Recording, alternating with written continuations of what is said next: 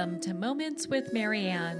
I'm so delighted we're spending this time here today. We have such an inspirational show coming right up. Our first guest is Tim Federle, and he's here today to talk to us about his new book, Life is Like a Musical: How to Live, Love, and Lead Like a Star. So Tim is an award-winning writer and former Broadway dancer, and his literary works include The Great American Whatever, Better Nate Than Never. Both have been named New York Times Notable Books of the Year, by the way. And his best-selling recipe book, Tequila Mockingbird, Cocktails with a Literary Twist. Tim was also in the Tony-nominated musical, Tuck Everlasting.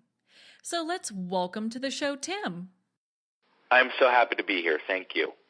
Oh, thank you for taking the time out of your very busy schedule to be here with us. My goodness, you're just this award-winning writer, and you're a Broadway dancer, and also a tremendous author as well. I couldn't wait, once I got my hands on this book, to just dive into it. Thank you so much. Yeah, I wanted to sort of dive back into my past and everything that I sort of learned doing theater as a kid all the way up to an adult, and write a kind of self-help book that's got a showbiz twist to it. Well, and I know your other books have been so inspirational, but before we dive into this one, why don't you share with us a little bit about your story and how you got into theater? Yeah, I was the prototypical theater kid. So I grew up in California, and then we moved to Pittsburgh, Pennsylvania, which was traumatic for me simply because childhood moves always are.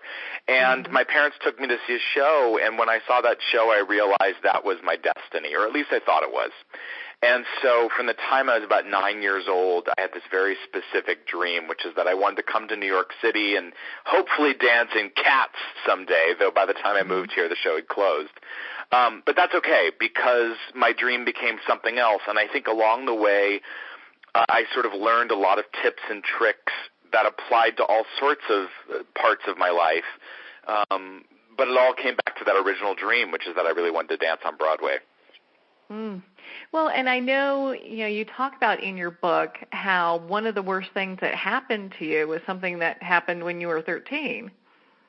Yeah, which is that my voice changed, because up until that time in my life, I had this kind of imagination of the type of roles that I would someday be playing. Of course, being 13, I had grand visions for myself, and I thought someday I'll play Jean Valjean in Les Mis, and it turns out I couldn't hit the notes anymore. And one of the things I write about in the book is that you have to kind of cast yourself in the role that you must play. And so even though I wasn't destined to play Jean Valjean, there were other things for me out there, and I had to figure those things out for myself. So how did you make the move to New York? With a U-Haul. My dad is actually my dad. Yeah, I threw some suitcases in the backseat. I didn't have a lot when I came here. I had like 2 bags. Didn't go to college. Was not a great student. I was very focused on my dance career.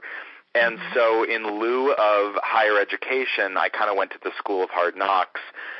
Moved to New York City and immediately began hitting the street and auditioning for anything I could. Well, hey, U-Hauls work, at least it gets U-Hauls work. Yeah, whatever. I always say whatever works, whatever gets you there. Yeah, well, and your life serves as just such a great inspiration for people to follow their dreams, and for young people also to never give up on their dreams. Because look at you. You're doing what it is that you wanted to do. I appreciate that. It's funny. I'm a big believer in follow your dreams. I also think dreams can be a lot of pressure because if you don't sort of find your dream, it can be very overwhelming. So I also say follow your whims. Have little side projects and things that you have a hunch about, but that you aren't sort of certain or convinced you need. And follow those as well, because it takes some of the pressure off of the dream. The truth is, I never as a kid dreamed that I'd be a published author, because I thought that was somebody else's destiny. And I think it's really important to follow your dreams into adulthood and not just as a kid. Well, and you've had many books. In fact, Better Than Nate was a children's book, that was very well received. And I know your new book, Life is Like a Musical, is a bestseller. So where did you get the inspiration for this new book? When you live in New York City, you're surrounded by theater people. So I only had to look out my back door to say, look, I'm surrounded by people who all have the same sort of crazy dream. I like writing in a lot of different genres because it's not so boring. It keeps you on your toes. And my publisher of probably my best-known work is a novelty cocktail recipe book called Tequila Mockingbird. Mm-hmm. And my publisher kind of said to me, look, you've sold all these books. What do you want to do now? And I said, people ask me all the time for advice, and all the advice that I end up giving is leaned upon by my sort of theater background. So I said, let me write an advice book that is based on everything I learned doing theater. What are some of the surprising things that you learned during your time in theater that made its way into the book?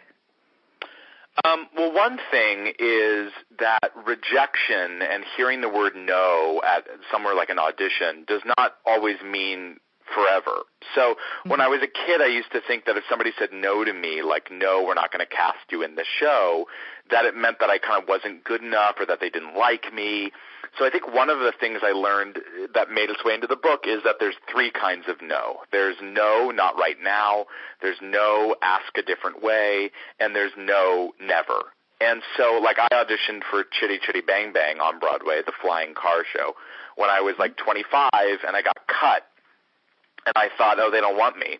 And then 6 months later, they called me back in, and they said, no, we actually do want you, and they hired me. And I remember sort of being struck by the ways that showbiz allows for reinvention, and also because in showbiz you audition for so many gigs, you get cut, you go back, you learn quickly that people make mistakes in hiring processes. And so, I wanted the book to appeal to people who don't just know every lyric to Hamilton, but also to people who might be curious about what theater people know. Well, I think it's such great advice and so inspiring to hear that, because a lot of times I think people, when they do hear that now, they're like, oh, they're done. That it's a kind of a final thing. And you don't think so too. Yeah, and you don't even think that there could be other opportunities, if not with that show, but that they make adjustments and grow. I agree. I agree. Another thing that made it into the book is a sense of, I have a chapter, it's divided into 50 chapters that are all sort of short, almost sort of don't sweat the small stuff length. And one of the other things I write about is it's called a play for a reason. And what I mean by that is theater people, especially like kind of kids in theater, there's such a sense of play and whimsy and sort of magic that goes into putting on a show. And I think in most of our everyday lives, we leave a lot of that at the door. We put on this kind of like self-serious adult armor that says we can't have fun except on weekends or after work. And so I'm a big believer in bringing that sense of play to everything, whether it's your relationships, your job at the office, whatever it is that allows you to find some fun in your day-to-day life. Well, I think it would just be a happier place if everyone could find what they're passionate about and find that play, I agree. I recently saw an interview with Elizabeth Gilbert, who, of course, wrote Eat, Pray, Love. Mm-hmm. And it was actually a speech she gave in which she said, don't follow your passion, follow your curiosity. And I wrote it down and put it like kind of Post-it note on my desktop monitor because I think it's really good advice. I think a lot of people don't know what their passion is. There's a lot of things they like, but they're not sure what they'd make a whole life out of. And so going back to my sort of principle, which is don't just follow your dreams, follow your whims, also follow your curiosity, the little things that you kind of go, oh, that's interesting, follow it. See where those ideas take you. Yeah, I'd have to agree with you because as a child I remember I switched from wanting to be a scientist to an astronaut to a painter. I mean, so these things adjust and change, and so your passions adjust and change throughout your lifetime. They do, and I think now more than ever, everybody's a multi-hyphenate, right? It's like when our parents were kids, and certainly when our grandparents were working, you would have like one job for your whole life, maybe two. And I think nowadays, certainly me as a theater person, I've probably had 70 jobs, and I really mean that. I mean, I've been working in theater for most of my life, even as a kid, and you end up bouncing around with all sorts of different jobs, and it's you're allowed to not pick. You're allowed to actually do a lot of different things now. Yeah, it allows you to be more, I think when you have that kind of experience, it allows you to be more valuable. It's not just like, oh, this person only sings and that's all they do, when maybe they're looking for someone who sings and dances and maybe can do a few other things, Yeah, that's right. I mean, one of it is the sort of outward edifice, which is being well-rounded enough to offer more than just one thing, and then the other is the sort of internal, which is that if you've survived enough and you've been through enough experiences, you become a more valuable employee because you've kind of lived through tough stuff. So I know in your book it's titled, Life as a Musical: How to Live, Love, and Lead Like a Star. So where does the love part come in? It comes in because you want to be a good scene partner on stage and off. Mm-hmm. Good scene partners are people who set up their co-stars for success. They want them to look good. They give them the final bow. They pop a breath mint before playing a love scene. And I think, for years I danced at Radio City Music Hall as a background dancer in the Christmas Spectacular, and it was a fantastic job. It was also a grueling job because we would sometimes do 5 shows a day for 4,000 people at a time, and it was tiring. That's a lot of jingle bells, and so I had this dance partner who I would have to lift above my head, and it was exhausting. It was really hard, but like the number one rule of partnering is you're never allowed to drop your partner. And I think that's sort of true about your love life, too, that if you're in something that, by all accounts, is pretty healthy, you have to show up every day and kind of make the decision to stay in the moment, which is something you learn to do playing a theater scene. You stay in the moment and you react opposite what you're being given by your partner, and that makes a good partner. And it just sounds like you're putting your partner first.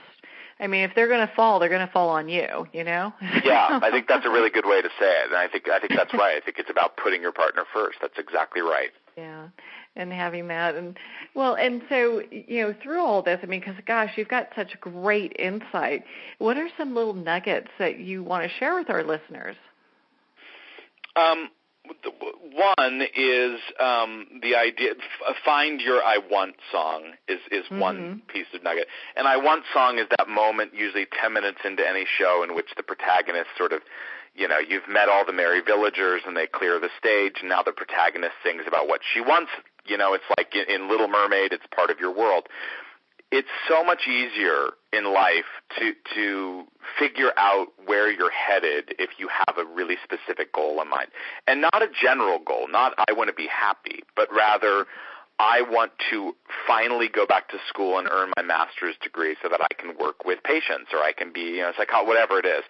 You might not be happy, by the way, after you get it, but you can then at least adjust the goal. So one nugget would be find your I want song, and make sure you're singing your song and not somebody else's, not the song that somebody else wants to sing for you. Wow. Another nugget is to go where the love is. As a young theater person, even a kid before theater, I would kind of go from cafeteria table to cafeteria table at school, trying to win over all these different kids. And I realized that oftentimes I would do that at the expense of the friends who had already showed that they were there for me. And so I now try to live by the principle, like, go where they want you. Don't work so hard to win over everybody. You'll never win everybody over. But figure out who in your life is saying, I choose you, I want to be with you, we want you on our team, we want you in the club, and maybe ask yourself why you don't value those people who show that they actually want you. They're there and supporting, yeah. Yeah, and then I guess the last couple, it's like take the note is a big principle of mine. It's like if you're in a work situation and a supervisor gives you feedback, that is a great opportunity just to say thank you. I will absolutely incorporate that, as opposed to offering the excuse as to why you're not doing the thing they're asking you. And on Broadway, I learned that by working on various shows, and I would give notes to people like the Billy Elliot boys who I worked with on that show. And ultimately, you only have so much time as a boss to go around giving feedback. You kind of got to get to the next person, and so taking the note is the mark of a true pro. And on that note, I would say, the show must go on is such a great showbiz principle, and the idea that when I was in The Little Mermaid on Broadway, we had a set piece that would occasionally jam in the scenery that would halt the show, but we couldn't actually stop the show, because if you stop the show, the audience gets restless. And so we would just kind of keep performing around this faulty set piece. And it taught me, every single time it happened, it taught me the show has to go on. Whatever happens in your life, whether it's running late for work, spilling coffee on your shirt before the big presentation, your kid gets sick the day before Hawaii, the vacation you've been saving your whole life for, the show must go on. And I think adopting the attitude that you keep plowing ahead no matter the setback is something theater people just sort of know in their bones. Now, in your book, you talk about valuing courage over confidence. Is that what you mean by that? It's one of the things I mean. Yeah, for sure. What I really mean by that is a lot is made in America about going out there with confidence and going after your dreams, and that can be a very confusing thing, because if your dream is to be something much bigger than you are now, how are you going to be confident until you've tried it? So I actually think it's so much more important to value courage, to value the pursuit of something you desire, even if you're scared. And it's like if your knees are shaking, that probably means it really means something to you. Yeah, and you're probably in the right place, because, any time that we have expansion and growth, unless we have that little bit of fear with us, like if we're going to get on a stage and do a speech or, be part of a play or whatever the case may be. Unless you have that little fear factor going on, then it's probably not an expansion or growth for you. It's just a plateau. Yeah, I agree. And also, I do agree with that. I think having a little bit of nervousness means it means something to you. That doesn't mean every single day needs to be, how can I push myself every single day? Because I do think that there's like an obsession with like human potential and growth that sometimes takes over people's lives. That's also not healthy. But wanting something and pushing yourself for sort of attainable but still reachy goals is a really great way to live. Yeah, you don't have to be an adrenaline junkie. No, you don't. Maybe, twice a year. So, well, and I know, because you kind of talked about this a little bit, and I just applaud you, because my goodness, if the set was kind of going, is malfunctioning behind me and you're trying to continue on with your scene, how difficult will that be to kind of just go with the flow? And it takes a lot to be able to go, not that big a deal, just keep going with it, Keep yeah, and funnily enough, the really funny part about that is the audience never loves it more than when, the leading lady's wig falls off, because they think, oh my God, we were there the night that really funny thing happened. And what I mean by that is the things that happen to you or that go wrong in your sort of day-to-day life are almost always a much bigger deal to you than they are to other people. And in fact, what we cheer for is watching something go hilariously off the rails, like, you're at work and somebody's PowerPoint presentation doesn't load, and they save it anyway. And it's the saving it that makes us go, oh my gosh, I'm so pulling for this person. In life, we're most interested by people who, against all odds, get the thing they really want. And so you have to kind of recast yourself as the leading character of your own life. Yeah. Yeah, and just to continue on regardless what's going on around you. I mean, I can remember many times just in my corporate, when I was working in the corporate world, and things would not go right. Stuff would fall apart. Presentations would just, like how you're saying, the PowerPoint wouldn't work. No one could get Wi-Fi in the hotel, whatever the case is. Yeah. Yeah. And so you just have to work around that, because you just can't call off a day when you have a full group of people there that are expecting expecting to have something happen, and you've got technical difficulties going on. So and you put on a happy face. I mean, that's it's a famous lyric from Bye Bye Birdie. It's like, put on a happy face. It doesn't mean faking it every single day, but you basically want to be the kind of person who people want to be around because of your relentlessly optimistic spirit. Oh, that of is, course. those people are just magnetic, Yeah, they are. They are. And obviously, you are one of those people. It's easy to see that. Well, thank you. Yeah, a lot of smoke and mirrors, but I think a lot of it is for a lot of us. Well, I was about to say, I mean, I think a lot of us have that going on, and maybe not really intentionally. It's just like, you just kind of power through things. It's like, it's not working. I'm just going to keep going. Yeah, that's right. Now, in your book, you talk about, you should keep a photo of the worst gig you've ever had. So why would we do that? For perspective. When I was 20, I did a production of Wizard of Oz in which I had to wear this ridiculous costume as a dancing crow. And I remember I was away from home. I was out of town. I was thinking, what am I doing with my life? I'm not in college. I'm a dancing crow. And years later, on Broadway, I had a little dressing room space, and I kept a photo of that dancing crow costume at my space so that any time I would think, oh my gosh, it's a matinee and I don't want to face the audience, or any time I didn't feel grateful for being on Broadway, I would have that photo as kind of proof that, look, you're not there anymore. At least you're not there. And I think, especially in the arts, life is sort of a moving target, right? Like you have a dream, you reach it, and then you want a new dream or a bigger dream or a better dream. And it's a good reminder to keep some token from your past as a constant touch point that it's like, well, at least I've grown from that. Mm-hmm. You've been able to move on. Do you still have that picture? Yeah, I do. It's now somewhere, but yeah, there have now been worse jobs since. But yeah, it's somewhere in the apartment. Well, I think we can all relate, because there have been times when any of us have had jobs where, like, really, I'm doing this?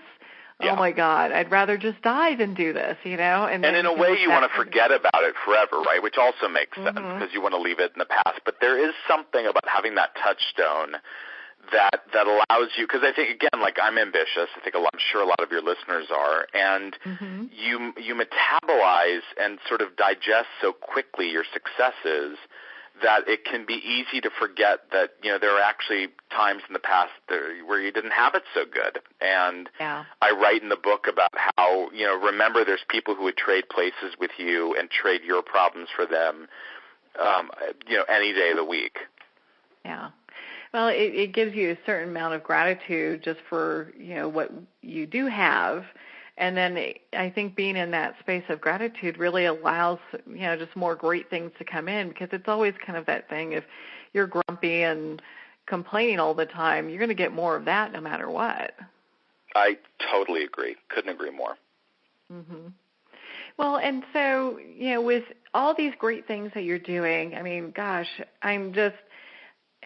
so in awe of all the wonderful things that you have going on. What's next on the docket for you?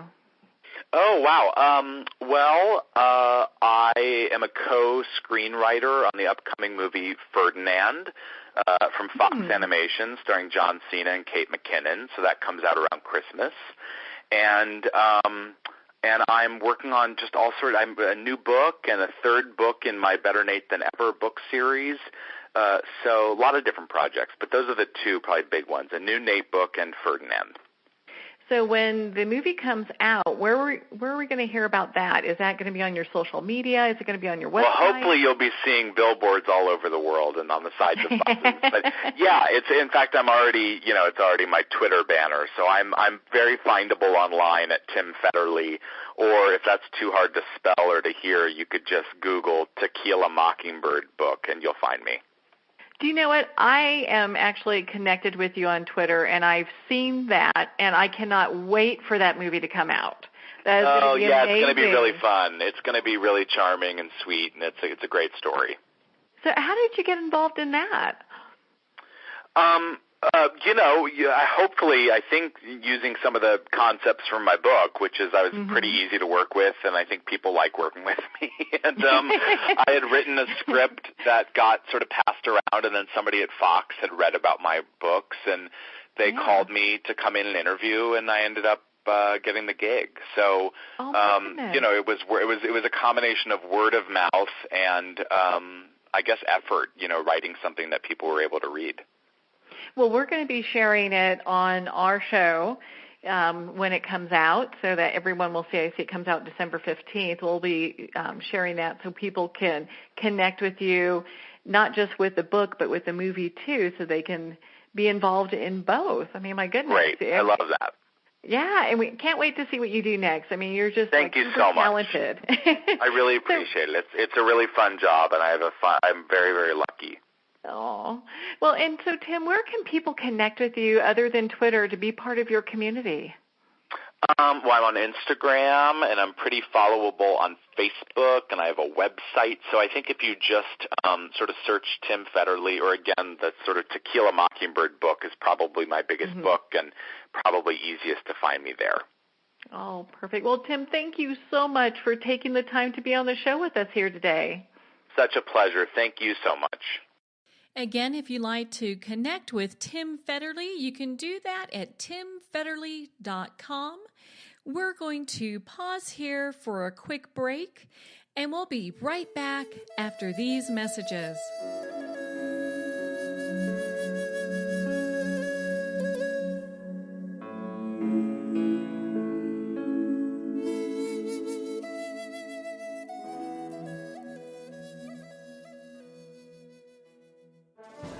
Internationally recognized and award-winning author Judy Goodman works and teaches outside the box of limited thinking. Working with people from every walk of life, her goal is to empower you to be the best you can be, no matter what the challenge is. Born with the gift of seeing beyond our normal vision, she has an extraordinary gift of working with every challenge. Teaching beyond conventional wisdom, her work is described as life-changing. Visit judygoodman.com. That's judygoodman.com.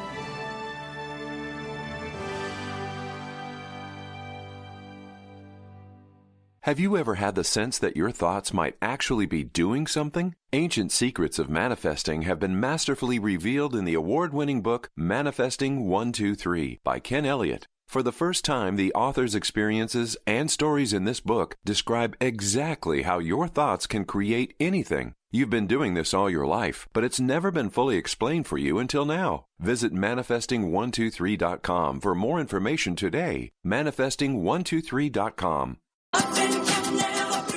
This is Jennifer McGill. My highly anticipated new album, Unbreakable, is now available at jennifermcgill.com. Everything from power ballads to high-energy jam-out-in-your-car songs. I used my highest joys and deepest pains to create empowering songs of love, strength, healing, and restoration so that you can be unbreakable too. Get your copy of Unbreakable today from jennifermcgill.com. Because who doesn't want to be unbreakable?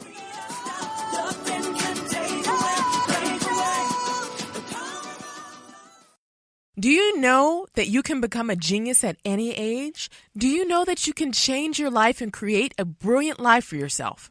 Hi, I am Olympia LaPointe, an award-winning rocket scientist who you more than likely have seen on TED Talks, Impact Theory, and PBS. Check out my latest book, Answers Unleashed, The Science of Unleashing Your Brain's Power. Simply go to AnswersUnleashed.com books and check it out for yourself. You'll find the tools to help you create the life you've always wanted.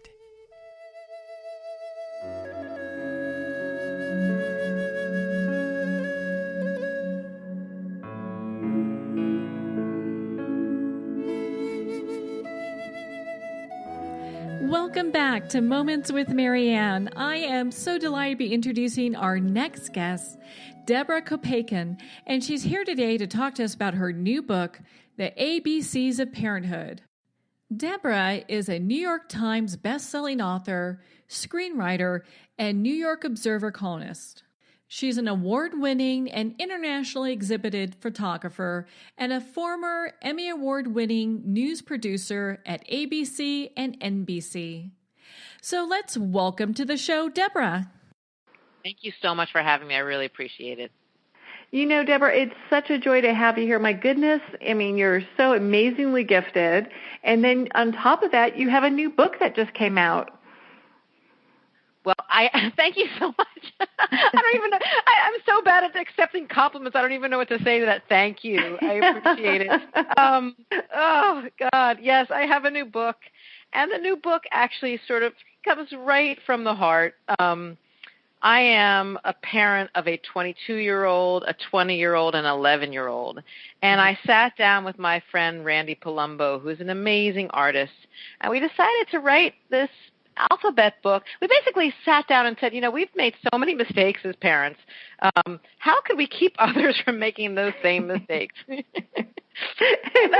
really was the germ of this book, because we have, you know, if you go to the parenting section of any bookstore, there's so many books about how to get your kid into college, how to get your kid into preschool, how to make an Uber kid. And what we really felt was missing, at least for us, was kind of a book about mindful parenting, how to meet your child where they are.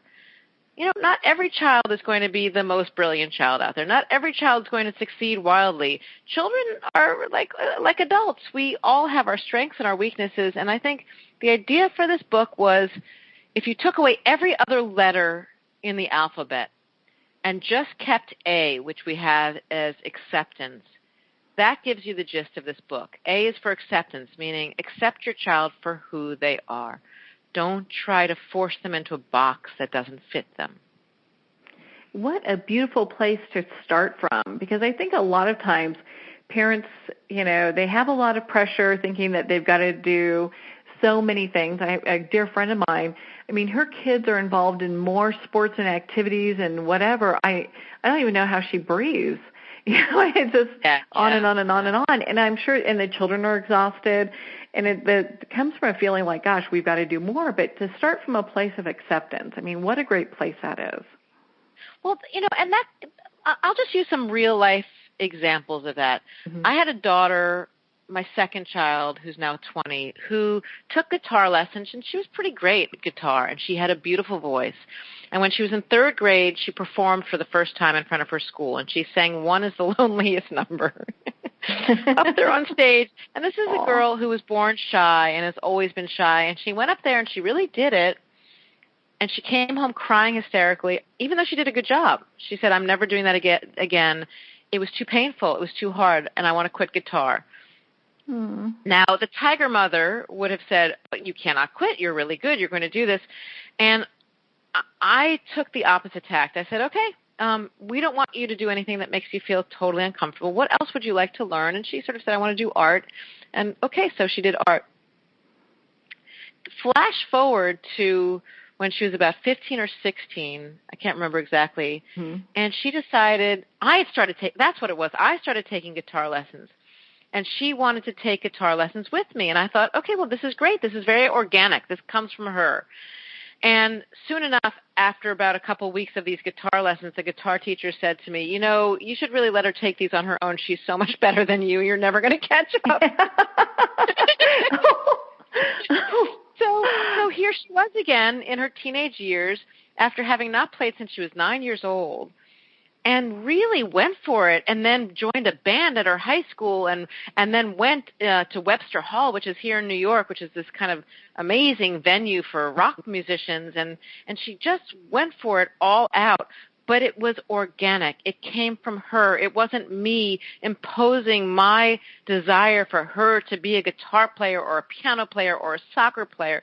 This was Sasha, my daughter, saying, this is what I want to do. And I think, that's just one example. You can also the same thing can be said, for example, about curfews. My husband and I had made the decision of not having curfews for our children. Why? Because we wanted them to trust us, and we wanted to trust them. We wanted to create a place of trust. So we all know what teenagers do. We all know that teenagers misbehave, but I know also that a lot of teenage misbehavior is about acting out. So what if there's nothing to act out against? What if there's just mom and dad saying, if it's 11:30 and you're going to be late, please let us know where you are so we feel that you're safe and we can go to sleep and have an understanding of what time you think you'll be home. Because if you punish a child for being 5 minutes late for missing curfew, to me that misses the whole point of it. The point of curfew and the point of giving teenagers a little bit of an extra string or a little extra leash when they're older is to say, I trust you, I still have you on a little bit of a leash, but let's find a happy medium between our two desires. Yeah, and it allows them to be their own person and kind of gain that sense of identity. Yeah, absolutely. Mm.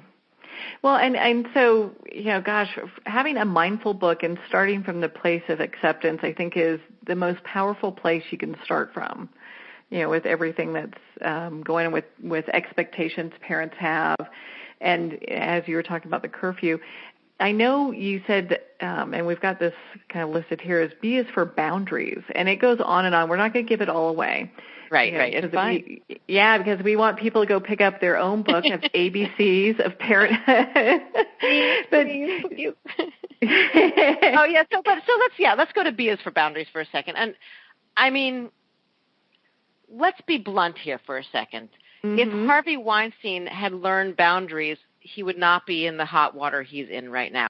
Boundaries are important at every age and at every moment in time and in every interaction, whether it's parent-child, whether it's with your friend, whether it's with your spouse. We all have physical and emotional boundaries, and crossing those boundaries is really what causes communication breakdown and pain and somebody feeling a sense of injustice. So this goes from everything to don't walk in on your kid when they're going to the bathroom, give them the privacy that they deserve, to if your child comes home from school and you say, hey, how was school? And they say, I don't feel like talking about it. Allow them that silence for a bit. Allow them to come to you and tell you when in their own good time what the was about. Mm-hmm. And we also talk about the importance of getting out in the world. I mean, K is for kangaroo means, if a kangaroo can put a baby in a pouch and hop 100 miles, you can get out to the park. So the idea of just getting out of your home and really walking side by side with a child, there's never more that comes out. I live in New York City, so let's say I had a car. I understand parents who have cars, a lot comes out when you're in the car and you're not actually looking at one another. That's an important part of communication as well. And children, if you face-to-face them at, across the table and say, what happened at school today, tell me, it's not the best way of communicating. There are two ways that we talk about in the book, and one of them is just get out and go for a walk, and usually just sort of the rhythm of walking and the side-by-side nature and the not looking in one another's eye really brings out some beautiful things. And the other thing we talk about is a game at dinner. We have F is for family dinner, and we say the importance of family dinner is that a lot of stories come out at family dinner. And we play a game called Rose and Thorn, and I know that's a lot of people play it either high and low or Rose and Thorn, but the point of the exercise is name two things in your day, both good and bad, and in so doing, that really sparks communication. So, what was your rose today? Oh, my rose was I got an A in chemistry. What was your thorn? My thorn was this kid really bullied me at lunch. And then you can sort of take that conversation about the bullying a step further. It allows you, the parent and the child, to open up a conversation that they might not have had otherwise, because they're really trying to, A, show gratitude for the good stuff, and B, express troubles that they may not have expressed otherwise. So when you sat down and you were getting your book together, how did this all come together? Was it something that was just kind of organic or intuitive, or did you really kind of work to say, okay, like, well, family dinner? I mean, how did this all come together? So Randy Palumbo is an amazing artist, and I had originally asked him to work on my first book, which was The ABCs of Adulthood, which I'd written to my son as he was heading off to college, sort of an alphabet of advice as you head off into the world. And I'd originally asked him to help me with it, with the art. Then when it was decided that we were going to do photographs, and both of us are photographers, what we decided is Randy had never written a book before, and he wanted to try. And so I said, you know what, here's what we're going to do. There's 26 letters in the alphabet. Let's both shoot 13 letters each, and we'll both write 13 letters each, but then we have ultimate veto power and editing power over the others' entries. But first, we sat down at a restaurant at Columbus Circle one morning and had a long breakfast, and over the course of that breakfast came up with the letters. And there's a discussion back and forth. Should A be for accidents, because kids always have accidents, and it's how you react to the accidents, or should those accidents go under X's for X-ray, meaning let's talk about what it's like when your kid has an emergency and how you react to that. So there were concepts we had, and then we tried to fit those concepts into letters. But again, if you took away all the letters, A is for acceptance is what this book is about. It's about accepting for your child for who they are. Then the artwork that went along with it was also very important to us, and we wanted the artwork to both speak to the idea of a child's alphabet book for an adult, but also speak to the language and the essay that sits next to it. So a perfect example of this is the A is for acceptance. So Randy has a studio in Gowanus, Brooklyn, and on his roof, he's got a green roof with sedum, and he tries to be very ecologically aware, and he has apple trees up there on top of his roof in Brooklyn. And the apple that he harvested one morning was a deformed apple, and the deformation was in the shape of an A. And he took a photo of it, and I said, oh my God, that's perfect. That's so perfect. So he photographed this apple, this deformed apple with a deformation in the shape of an A for A's for acceptance, because what it shows, a picture is worth 1,000 words, is this apple's beautiful, even if it doesn't look like a regular apple or a normal apple, just as your child is beautiful, even if they don't look like or act like the child you thought you were going to be getting.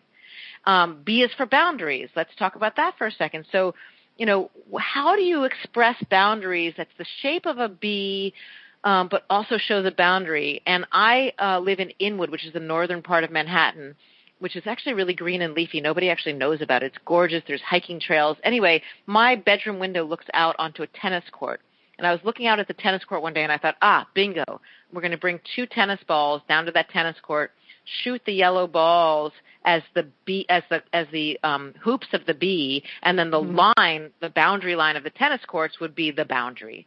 And so in each letter, we really tried to not only shoot a photograph of a thing out in the world that was the shape of the letter, but also in its own way spoke to the concept discussed from that letter. Yeah, so it brings it all together. So from a visual point, you're also seeing something that, like, I think A for acceptance and the apple is perfect. It's not this shiny, perfect, apple that you would see, at a high-end store. At the orchard. Yeah, this is its own. It's an apple marching to the beat of its own drum, so to speak. Exactly. Yeah, no, completely. And even so, for D is for dog, we say we talk about the importance of getting a dog. And Randy has a tiny little Chihuahua named Barky. And Barky's nose, the little hole, the little nostril in the nose is in the shape of a D. So he fashioned this really cool macro lens and got up into Barky's face and got a photo of his nostril as the D is for dog. That's some great creativity there, and I'm looking at it right now, and gosh, you guys did such a beautiful job with all of this.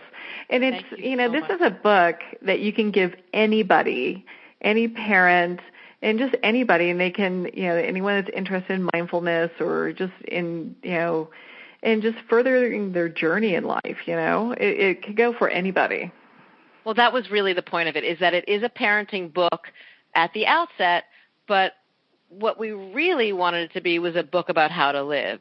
I love all the little Buddhist tracts that are out right now, and I just took a trip to Nepal. So mindfulness and gratitude are really, they're on my mind a lot.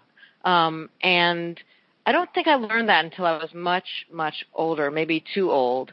And I think that if we teach mindfulness and gratitude at a very early age, and also just the idea that sometimes you have to let go. For J, we have J is for jazz. Mm-hmm. And the idea of J is for jazz in parenting is that, let's say you play Beethoven's Ninth Symphony. Beethoven's Ninth Symphony is always going to be Beethoven's Ninth Symphony. You have music that you can read and follow along, and whether it's chorus singing it or orchestra playing it, the tune is always going to be the same. Not so parenting. Parenting we equated to jazz, meaning when you watch jazz musicians on a stage, you see them play off of each other. They're improvising. They're listening to one another. You can't play jazz if it's all about you. Jazz really requires the people playing it to be in cahoots with one another and to respond to one another in the same way, as somebody who's doing improv does. So you're improvising. J is for jazz really means parenting has no roadmap. And nor should this book that we've created be a roadmap. These are suggestions for how to best live and how to best talk to your child, but the rest is up to you. When I brought my son home from the hospital in 1995, my first baby, I kind of was shocked to walk out of that hospital with this child and no instructions. Wait a minute, I'm 29 years old. I don't know how to do this. Wait. And so I've always thought it would be great to have an instruction book for parenting, but of course none exists, and none can ever exist. This is the instruction book for parenting I wish I had when I walked out of that hospital, which is not, you must do this, but here are some suggestions for how to best show gratitude and interact with your child, and again, the rest is up to you. And not to make comparisons, but, what comes to mind when I've gone through your book is that it's got this kind of like chicken soup of the soul kind of feel to it. I mean, you can turn any page and get the inspiration you need that day, regardless of where you are, what's going on. And maybe some days it's just like, I just want to just pick this up, and maybe I'm having a tough time with my kid, and I want to look at something that's going to help put me in the right place to be able to be more present and be just, just be there. That is the daily battle, right? Being present, because we have phone. I mean, we have T is for telephone. Stop looking at your phone and start looking at your child. We have Y is for yelling, meaning let's not all say we're perfect. I've yelled. Everybody I know has yelled at their child. The idea behind Y is for yelling is, okay, we know you're going to yell. Please try not to. It's really damaging. And if you do yell, please get on your knees, especially if your kids are tiny. Look them straight in the eye and say, you know what, Mommy really messed up, or Daddy really messed up. I am so sorry. Nobody should ever be yelled at, and it's my fault, and I am so sorry for yelling. Just so that they understand that kind of abhorrent behavior, yelling is just really destructive. That abhorrent behavior, while human and while natural, was wrong. And Mommy or Daddy is going to do their best to try not to do that again. Yeah, because we don't want to be the bad example, but being human and saying, hey, I kind of messed up here, didn't handle that well.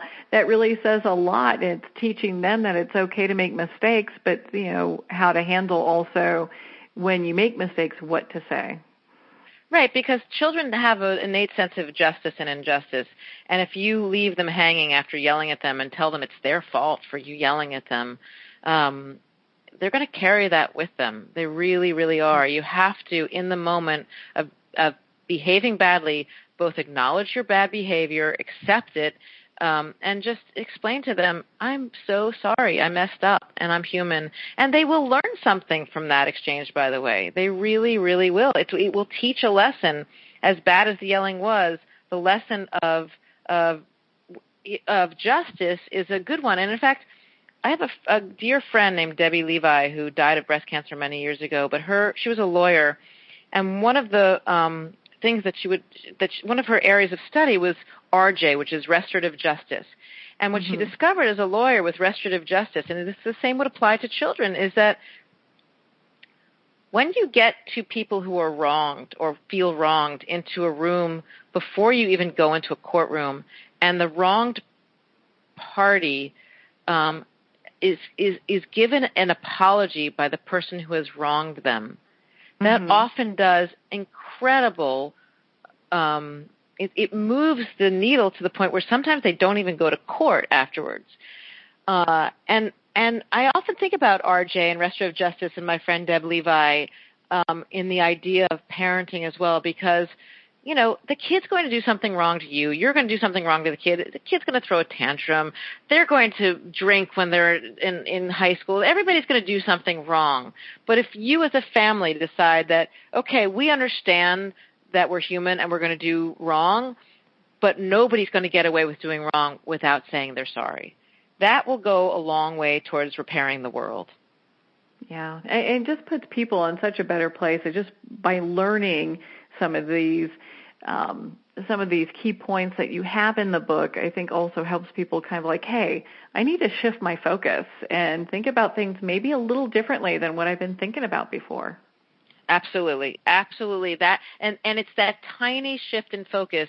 If you like picture a ship going across from New York to England. Let's say you tip that ship a slightly bit towards Portugal, right? That tiny little tip towards Portugal will get it to go towards Portugal. It's a small little change while you're in New York, but you end up in a completely different place.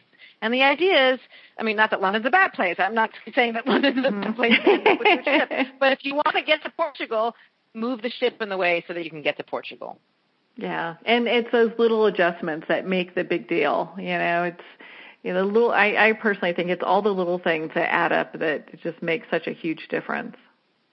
I think they make the biggest difference, and it's really tiny. It's so small. It's funny. The other night I was getting on a boat on the ferry from Williamsburg to New York with my friend, and he held out his hand as we got on the gangplank, very subconsciously. It wasn't like he would notice what he was doing, but he'd seen that there was a little gap, and he was trying to keep me from tripping. And it's those tiny acts of grace that I notice and am so grateful for, because he wasn't thinking, it wasn't done consciously. It was just, you could just tell that this person has been raised well and is kind and was looking out for me so that I wouldn't trip. And I know that sounds like a tiny thing, but it really struck me, and I've thought about it several times since. Well, yeah, it is when people, do these acts of kindness. And again, like how you're saying, your friend probably didn't even realize that he's doing that. It's just what he's doing, right. and just doing this tremendous, act of kindness. And to him, it's no big deal. But I notice those things too when people do that, and I so appreciate it, because I think it's such a big deal, It's a huge deal. What is that movie? There's a movie called Friends with Money by Nicole Holofcener, which I loved. And one of the characters in it realized that she and her husband were no longer compatible when she would bang her knee into a coffee table or something, and the husband wouldn't react at all. It wouldn't say, "Hey, are you okay?" And it's sort of the absence of those things that can be, very damaging as well. We have in each of the books that we've done, L is for love, and it will be, the next book we are doing is the ABCs of love, and L will always be for love in each of these books, because love is, what I consider the most important part of life. Yeah. But what we said in Ellis for Love in this book, I believe, I don't have the book in front of me, is that love is not a noun. It's a verb. It's what you do. Love is actions. It's if you love someone, then you make the actions that show them that you love them. It's not just this, you can't just say I love you and then not care when they get hurt. You know what I mean? Yeah. So anyway, I think it's great that you have that in all of your books because you can look at it. I mean, love is something that you can bring a new perspective to in regards to different topics every single time. There's always a new discussion that can happen around that. Absolutely. One of the other letters that I really liked that we worked on was N is for naughty, because, every kid is naughty every once in a while, right? There's no perfect child out there, and anyone who claims their child is perfect is lying. And so the idea behind M is for naughty was, okay, accept that your child's going to act out every once in a while, but try to figure out what's behind that naughtiness. What's going on? Did they have a bad day? Is somebody bullying them? If they're a teenager, and they're acting out, what's going on? I mean, a lot of acting out in teenage years is just acting out in teenage years. You just sort of, as a parent, have to accept it.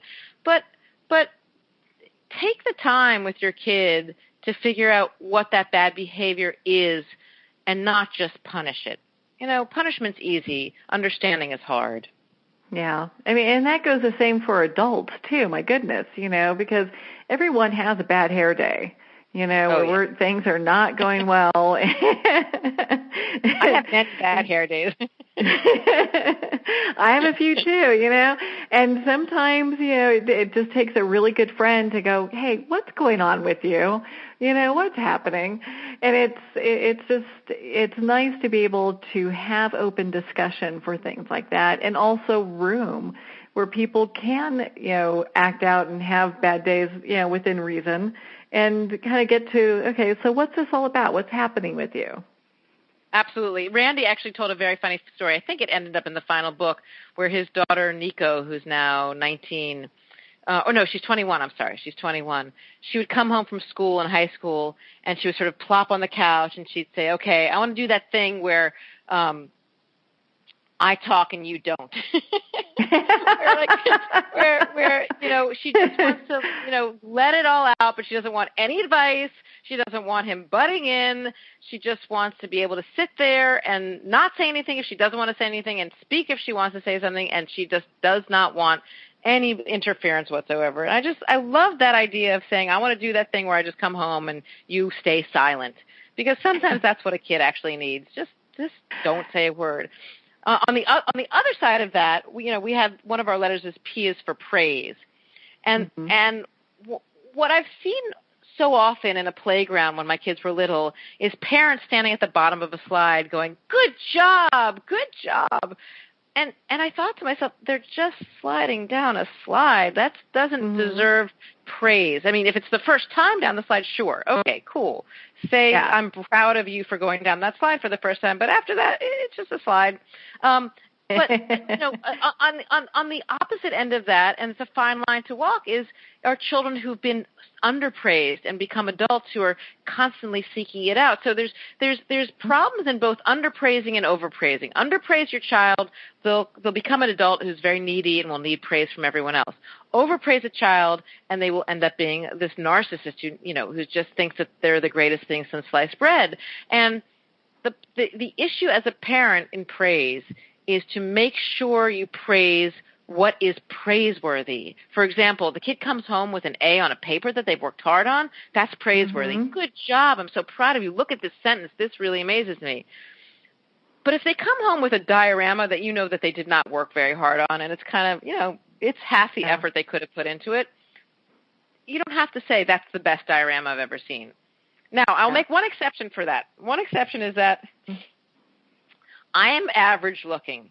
My father thought I was the most beautiful child in the world because he was my father. Every single time I would bring home my class photo, every single time my father would point to the picture of me and say, "You're the most beautiful child in the whole photograph." And I would say, "Dad." And I knew he was wrong. And I knew it was a game. And I knew it was him just being adorable and kind. And at the same time, it did build confidence. You know, I knew I wasn't the prettiest girl in that photo by far, but how wonderful to have your father say that you are. Yeah. Yeah, and to have that encouragement, and then, yeah. you know, I mean, I think for any person, you know, having the encouragement at the proper time is such a good thing, you know. Lovely. Well, and your book is fabulous encouragement, and I highly suggest everyone pick up their own copy of the ABCs of Parenthood. You know, Deborah, where can people connect with you and be part of your community? I am pretty active on Facebook. I have both an author page and a personal page, and I pretty much post everything on both those.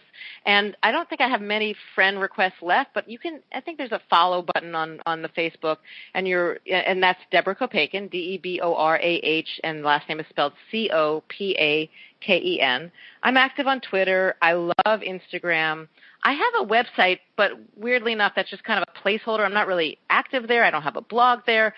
And also it has my old last name. The address for the website is DeborahCopakenCogan.com, and that's only because I'm too lazy to go find out how to get the new domain name and build a new website. So it's what you get. It's my highly imperfect website. But really, truly, you know, if you reach out to me on Facebook or Twitter, I will respond. I'm good about that. I might not respond in a day, but I will respond at some point. And in fact, I just wrote this Medium piece. You know, I was involved in the Me Too hashtag recently, and I posted some photos of my college thesis, because my college thesis was all about fighting back against men who'd been harassers and who'd stopped me on the street and said, "Hey, baby, want to get it on?" And I would say, "No, thank you, but I would like to shoot your photograph."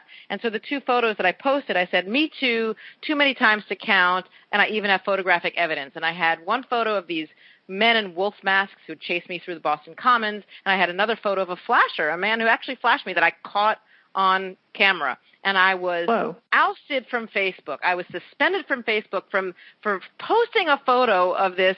And the issue was, they said I was posting material that promoted sexual violence. And I wanted to say, no, I'm exposing it. I'm exposing sexual violence. That's what I'm showing. So I wrote. They kind of got that one backwards there, you know. Yeah, oh my goodness, I was a little outraged. So I wrote a piece on Medium just to explain, because also I didn't want to write it on Facebook since I couldn't, because I was suspended from Facebook. And that piece, oh my goodness, that's like, it's now up to like 42,000 views or something like that. It really was just meant as an explanation for why I was absent from Facebook. But people have been responding to that, and I will respond immediately if you want to read that to those responses, because it's actually sparked. I mean, this was, you know, again, we're talking about Harvey Weinstein, and we're talking about Me Too, and we're talking about women and what they experience, and this is completely off the topic of the book. But it's interesting when you put something out there, especially on something like Medium, which is not a magazine that anybody's promoting. It's just this platform to write something. And the response has been so overwhelming that I've basically been spending yesterday and today responding to commenters and to people who've written on my Facebook wall and wanting to talk about all this. I think I am hoping, you know, in many ways, the ABCs of Parenthood aims at trying to avoid the kind of boorish behavior and boundary crossing that is at the very heart of sexual predation and sexual assault and sexual harassment. So they are related in their own way, and hopefully the next generation of men, and I already see this. I see this with my son's friends, and I see this with men in their 30s. They're a different breed. They really are, to use the term that my children like to use, woke. And I do see a sea change. I really do see our society changing. Yeah, I mean, I think more young men are stepping up now because they realize that the women that this is happening to, it's their mothers and their sisters, and you know, and for, you know, some other men, it's their daughters. And so you look at this, and it's like it's just completely unacceptable behavior, you know. So, yeah, every man is born to a woman. And for them to not respect women, by crossing those kinds of boundaries and by wielding that kind of power and by not listening to no, I don't want that, and to hold the purse strings if they don't comply, if women don't comply. And, that's just not how we want to be as humans. It's just not. No, not at all. Well, gosh, Deborah, when your next book comes out, please let us know. We'd love to have you back on the show to talk about it. But, thank you so much for taking the time to be on the show with us today to talk about your new book. Thank you. I really, really appreciate it. This is actually, I must say, I've had a couple of radio interviews so far. This is the most fun. Oh, well, thank you, Deborah. I mean, my goodness, it's been such an honor to spend this time with you. Unfortunately, we're at the end of our time today. I'd like to thank everyone for tuning in. You've been listening to Moments with Marianne. And remember, make every moment count.